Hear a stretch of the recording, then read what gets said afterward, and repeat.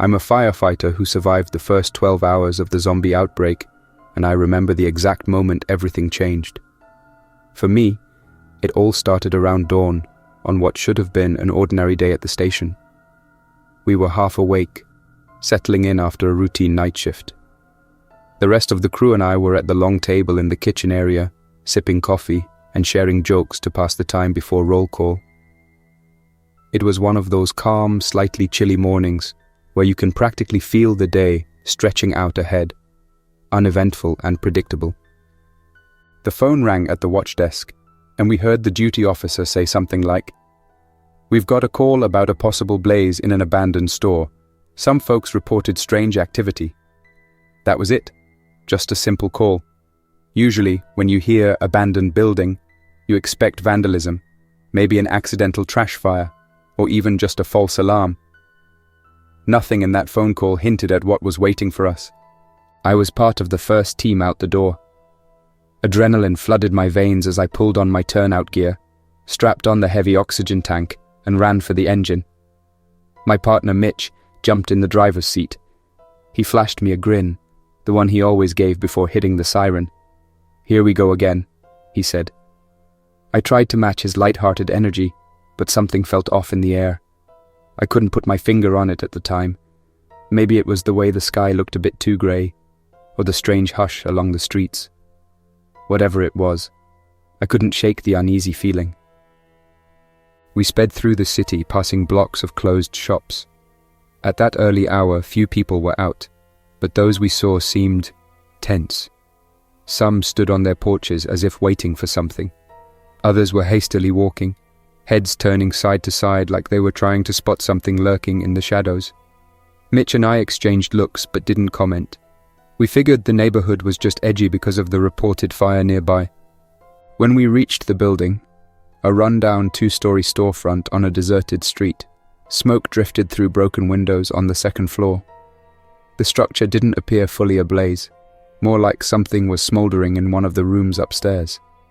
We grabbed our tools and went in carefully. Our station captain, Captain Beltran, took the lead, flashlight beams scanning across the dusty floor. 2 other firefighters, Elena and Leroy, followed, each holding their gear. I was at the back, the last to enter. Inside, the air felt thick and stagnant, like no one had opened a window in years. The corridor walls were covered in peeling paint, and broken floorboards creaked under our weight. We advanced quietly, calling out, "Fire department," to see if anyone was inside. I half expected a stray cat or a group of squatters. What I didn't expect was the shuffling figure we found near the stairwell. At first, I thought the person was simply disoriented by smoke. They were slumped against the wall, wearing clothes that looked a bit torn and covered in soot. Their face was hard to see in the dim light, but I noticed that their eyes had a dull, almost vacant look. Captain Beltran waved to the others to stay back as he approached. He asked if they needed help and reached out to steady them. That's when it happened. In a flash, the figure lurched forward, arms snapping up to grab Beltran's coat. It happened so fast that the captain stumbled backward, crashing into Leroy and nearly knocking them both to the ground. The person moved with unnatural urgency, almost as if drawn by some primal instinct. Even in the gloom, I caught a glimpse of their face, pale and clammy, with wide, unfocused eyes. They looked unwell. That's the only word I have for it. Elena, who had more experience dealing with erratic individuals, tried to intervene. She called out warnings and made steady, calm gestures, but the figure didn't respond to her voice at all. They staggered forward, almost falling, but instead of collapsing, they lunged toward us again. It was so unexpected that our training momentarily failed us. We were used to rescuing people from flames or dragging them out of hazardous areas, not grappling with someone who acted wild. Mitch dropped his flashlight in shock, sending the beam spinning across the walls. Beltran quickly regained his composure. He managed to push the person off with a firm yet careful move. "We need to call for medical," he muttered, still sounding more perplexed than afraid. We still believed we were dealing with a sick or panicked bystander. None of us knew that this was only the beginning. We advanced deeper into the building, stepping over debris. The second floor was indeed smoky, but the smoke didn't seem to come from a full-fledged blaze. Rather, a few scattered spots of flame in one room. We moved to extinguish them. At least a partial firefight was normal, a step we understood, but everything else was not. When we entered one of the larger rooms, some kind of old storage area, we found more people. 4 or 5, all moving with the same slow dragging pace. Some had stains on their clothes. A few turned their heads sharply as we entered, focusing on us with unsettling intensity. The hair on the back of my neck stood up. Usually, if people are trapped in a fire, they cry out for help, wave their arms, or, at the very least, recoil from flames and smoke. These individuals did none of that. They were fixated on us with an odd curiosity, like they were trying to process what we were. Captain Beltran called out, "This area needs to be evacuated. We can help you, but we need you to follow instructions." His voice echoed off the walls, but the group didn't reply. Instead, they moved closer, their footsteps uneven. One of them tripped over a box in the corner, but got right back up, barely acknowledging the fall. Elena looked at me. Her eyes asked a silent question. What is going on? I didn't have an answer. We'd never seen anything like this. Some had minor burns on their arms, but they showed no reaction, no distress. They continued to inch closer. Leroy stepped forward to guide them out, but as soon as he extended his gloved hand, 2 of the group surged forward. Their motions were abrupt and unnatural, almost frantic. I remember hearing Mitch call out a warning. Captain Beltran yelled for everyone to stay back, but it was too late. One of them caught Leroy's sleeve, tugging it so hard he nearly fell. At that moment, the group's eyes seemed to glow with a strange hunger. Everything descended into panic. We'd come here to put out a small blaze, never suspecting we'd be ambushed by people who weren't acting like people. I tried to maintain some sense of order. My mind raced. Should I use the fire hose? Should I push them away? I found myself clinging to my equipment, completely bewildered. Mitch, who was behind me, grabbed my shoulder and shouted, "We need to get out of here right now." He pointed toward the door. I saw more figures behind us in the corridor. They moved in a slow, relentless wave. The only thing that kept me from panicking entirely was the fact that I had my crew with me. We had to stick together. Beltran took charge. "Everyone back downstairs. Form a line. If they reach for you, push them away. Don't let them corner you." We backed up, descending the narrow staircase. The first figure from earlier, the one that lunged at Beltran, was still at the bottom, blocking our path. Mitch stepped forward, shouting for them to move aside. When they didn't, Mitch gently but firmly tried to guide them away. The figure flailed, grabbing Mitch's arm. Elena had to pull it away so we could continue. Each encounter felt more surreal than the last. By the time we got to the front of the building, we realized the street outside was no better. At least a dozen people, behaving in that same odd manner, were wandering down the road, some holding their arms out, others stumbling aimlessly. Captain Beltran managed to contact dispatch on our radio, only to find the channel packed with frantic voices. Words like "Outbreak," "attacking civilians," and "stay indoors" crackled through the static. I heard the phrase, "they're not responding to pain," repeated several times. My stomach twisted. Leroy glanced at me, alarmed. "What do we do?" he asked in a hushed tone. We all looked to Captain Beltran. The captain's expression was grim. "We head back to the engine and regroup. We can't help anyone if we're trapped here. We need more information." That was the plan, but actually leaving proved difficult. The people in the street had started to notice us, turning their pale faces in our direction. A few shambled faster, closing the distance. Our training taught us how to handle crowds, but these were not ordinary crowds. Their eyes. There was something wrong. No normal fear or confusion, just that dull, unwavering stare. Our hearts pounded as we tried to navigate past them without escalation carefully. We formed a tight line, with Mitch at the front and Captain Beltran watching the rear. I clutched my fire axe, a tool I'd never intended to use for anything other than prying open doors or chopping through debris. Yet, at that moment, I held it as a desperate line of defense, uncertain of what might happen if these shambling strangers tried to grab us again. We were only about 30 yards from the engine when a panicked voice yelled from around the corner, "Help me! Somebody help!" We spotted a man sprinting toward us, nearly out of breath.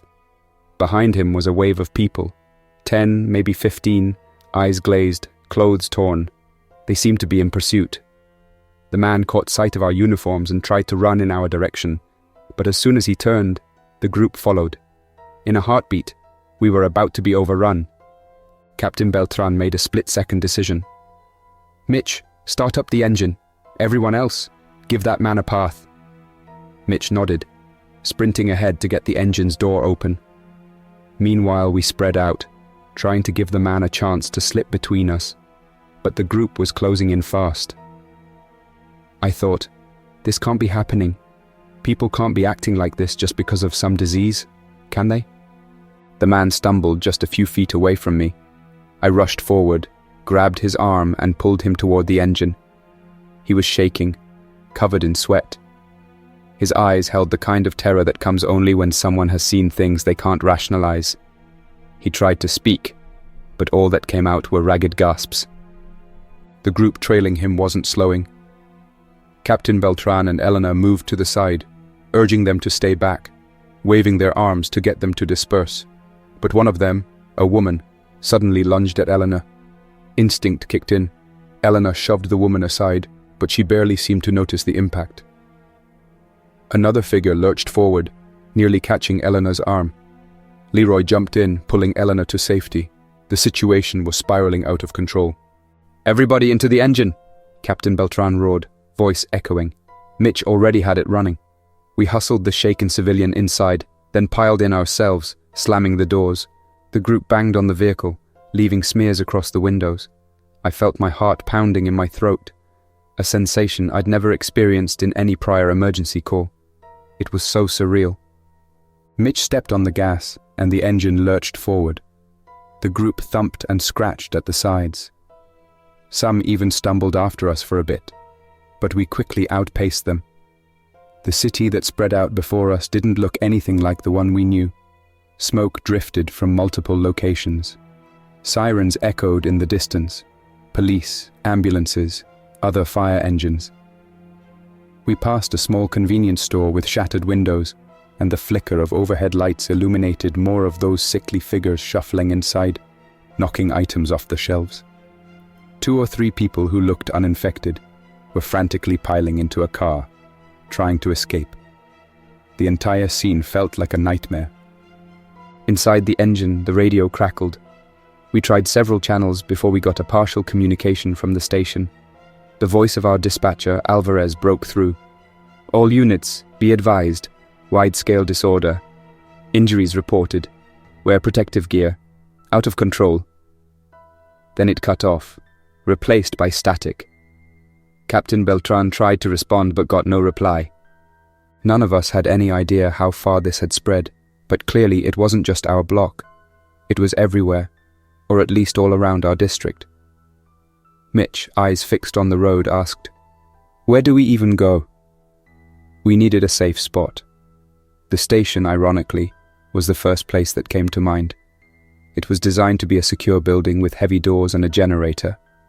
Surely it would be better than wandering city streets. "Head back to the station," the captain confirmed, gripping his seat with white-knuckled intensity. "We regroup. We figure out how to help out in this mess." As we sped along, the man we'd rescued tried to explain what he saw.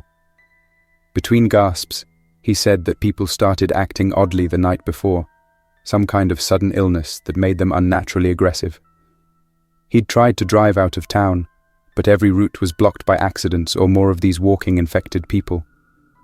He also mentioned that some folks were bitten. That detail sent shivers through us all. The idea of an illness transmitted by bites sounded like something out of a movie. Yet here we were, living it.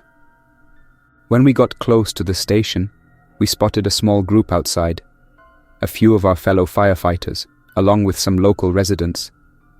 They were keeping watch, searching for any sign of these aggressive crowds. It was such a relief to see familiar faces. We parked the engine in the bay, jumped out, and immediately checked on our colleagues. A tense energy filled the air. The station's overhead lights were on, and gear was scattered everywhere. Several people were on radios or phones, frantically trying to get through to dispatch or family members. We learned that the city was in a full-blown crisis. Calls were flooding in about violent disturbances, with multiple injuries. Emergency lines were jammed. Some paramedics who went out on calls never came back, or called in frantic messages about being attacked. The police were apparently just as overwhelmed. The word quarantine surfaced, though no one knew how official it was. Captain Beltran, maintaining the calm leadership I'd always known him for, gathered us around. We must protect the people of this city, but this is bigger than anything we've faced. We need to coordinate with the rest of the department. Let's secure the station and see what we can do. If we go out, we do it with proper numbers and a plan. The next few hours were a whirlwind. We set up a small triage area in one corner of the station for people who were unwell or injured. We barricaded the front doors just in case. Through windows, we occasionally saw lone individuals staggering by, sometimes in small groups. They never spoke, never shouted. They just moved with that same unsettling gait, as if drawn by an unknown force. One of our own, a firefighter named Shana, had gone out earlier that morning before we returned. She and her partner had responded to a call about a trapped family in an apartment complex. A witness said the building was full of these strange people banging on doors. Shana had tried to rescue some of the residents. She managed to radio in once, breathless, saying there were too many to handle. Then, the transmission went silent. We had no idea if she and her partner escaped. My gut twisted with fear for them. By the 5-hour mark, the station had become a small fortress. We had a few survivors inside. Neighbors who knocked on our doors, seeking shelter.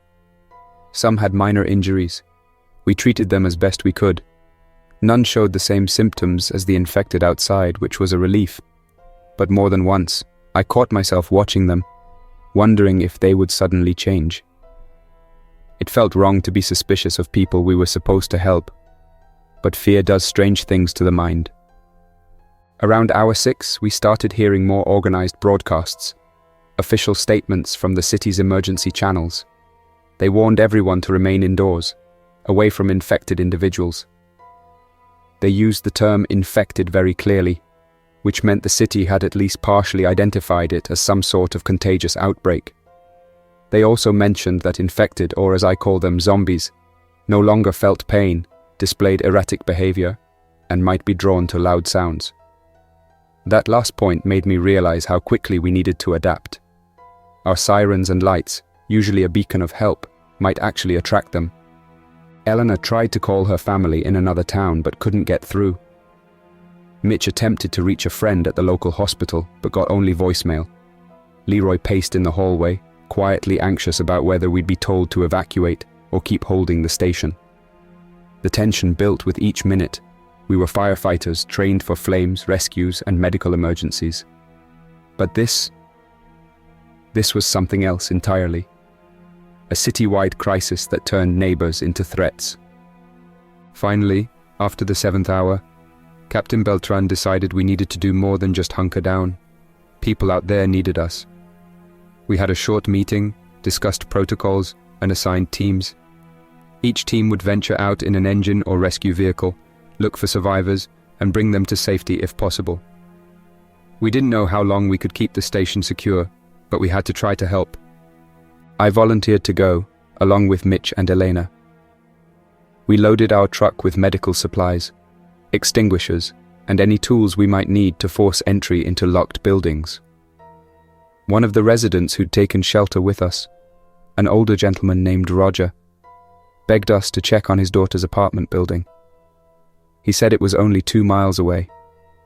The plan was to go there first, see if we could rescue anyone, and then circle back. We pulled out of the station slowly, sirens off to avoid drawing attention. The city looked worse than it had earlier. Multiple cars were left abandoned, some with doors wide open. A few windows were broken, and we spotted large scorch marks on the side of a warehouse. We saw no official law enforcement presence, no cruisers, no uniformed officers. Only small clusters of infected individuals wander. When we reached Roger's daughter's apartment, we parked a short distance away. The complex was eerily quiet. No lights shone in the windows, and the front door to the lobby was ajar. We crept inside, flashlights cutting through the dim corridor. We called out, "If anyone's here, please come forward. We're the fire department. We can help you." Silence. Then, a faint scratching sound came from one of the side hallways. Mitch shone his flashlight in that direction. Lying on the floor was a woman wearing pajamas, her eyes half open. She looked disoriented. We rushed over, carefully checking if she was conscious or in shock. Elena knelt and spoke softly.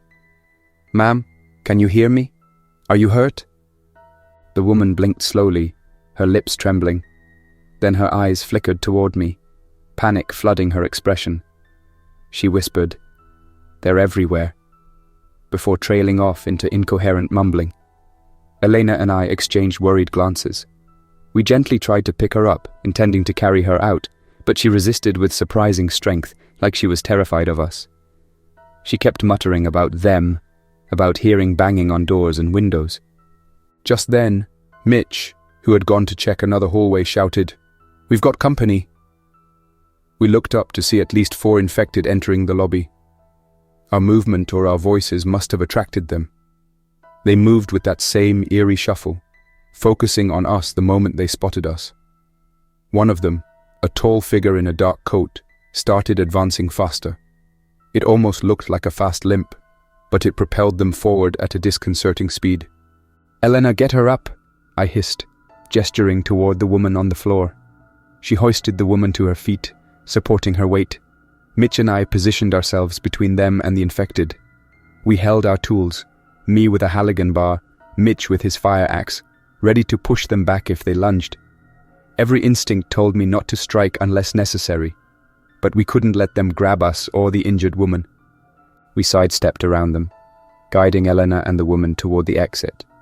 The infected didn't speak or slow. They followed with single-minded determination. Their expressions were blank, but their movements were purposeful. It was terrifying and sad all at once. I caught myself wishing there was a way to help them, to bring them back to normal. But I knew, deep down, they were gone to this illness. Elena held on to the woman firmly, practically dragging her outside. Mitch and I backed up, blocking any sudden grabs with our gear. One of the infected let out a low, raspy moan as we neared the doorway. That sound sent shivers through me. It was so lifeless, yet so driven. Finally, we made it out. We hustled back to the truck, loaded the woman in, and slammed the doors.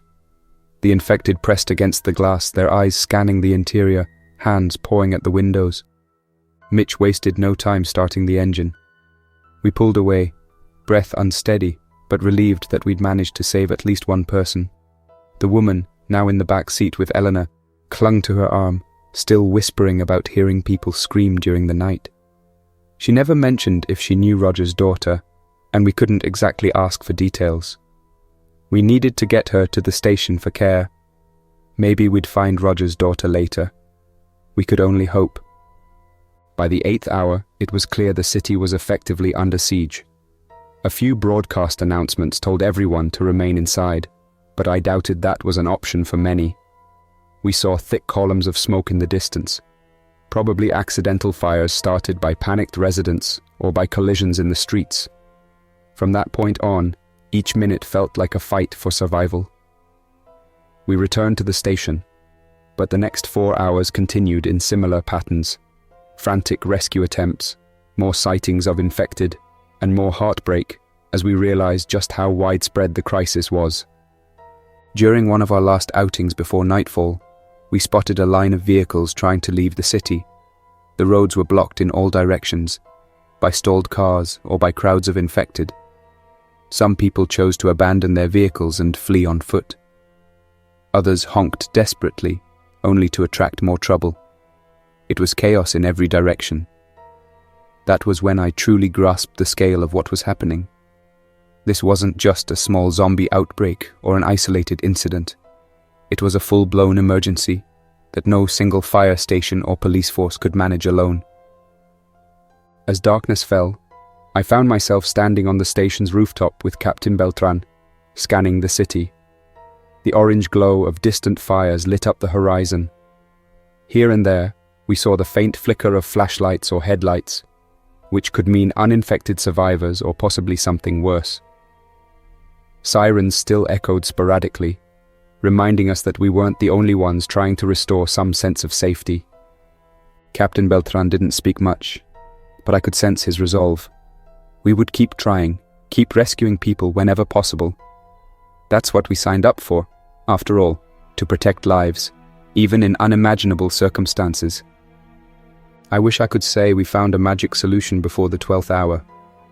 By then, authorities arrived with a cure or reinforcements. But the truth is, when the clock struck 12 hours after our first call, the station was just another beacon in a city awash in fear. We had more survivors inside than before, people who found their way to us or whom we managed to bring back.